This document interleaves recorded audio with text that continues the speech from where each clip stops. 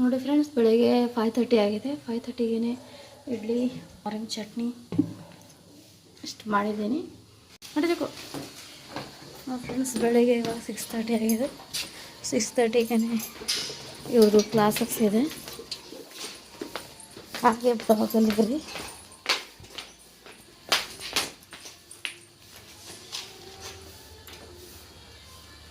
ಸೋನು ನೋಡಿ ಬೇಗ ಟೈಮ್ ಆಗಿದೆ.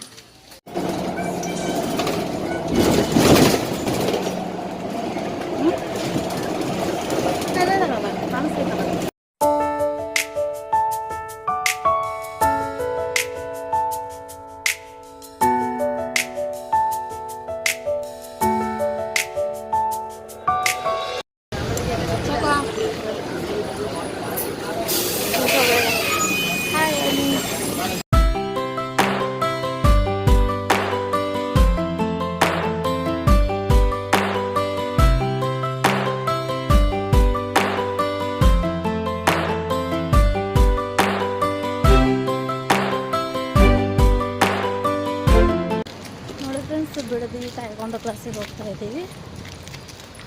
ಇವತ್ತು ಇವ್ರ ಕ್ಲಾಸ್ ಇದೆ, ಇವತ್ತು ಭಾನುವಾರ ಆಗಿದ್ದರಿಂದ.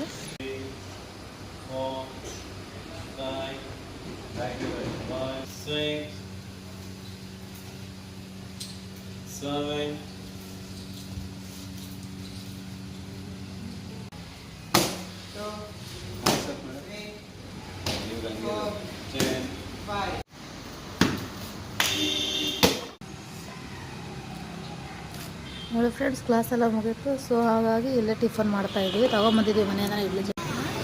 ನೋಡಿ ಫ್ರೆಂಡ್ಸ್, ಇವಾಗ ಕ್ಲಾಸ್ ಮುಗೀತು. ಹಾಗೇನೆ ಬಸ್ ಸ್ಟಾಪ್ ಹೋಗ್ತಾಯಿದ್ವಿ. ಬಸ್ ಸ್ಟಾಪ್ ಹೋಗಿ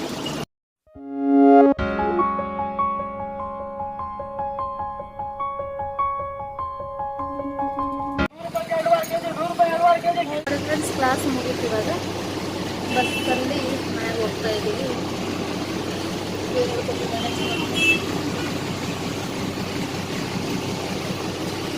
ಬರುತ್ತೆ ಇದು ವಂಡರ್ಲಾ ಗೇಟ್.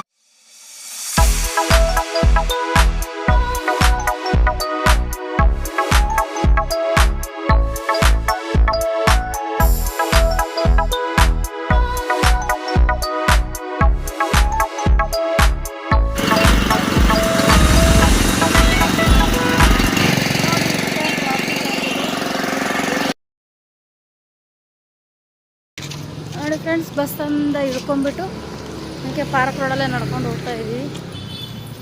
ಆರೆಂಜು ಮತ್ತು ವಾಕ್ ಮಾಡಿ ಬರ್ತಾ ಸುಸ್ತಾದಂಗೆ ಆಯಿತು ಫ್ರೆಂಡ್ಸ್. ಸೊ ಹಾಗಾಗಿ ಎಲ್ಲ ಕೂತಿದ್ದೀವಿ.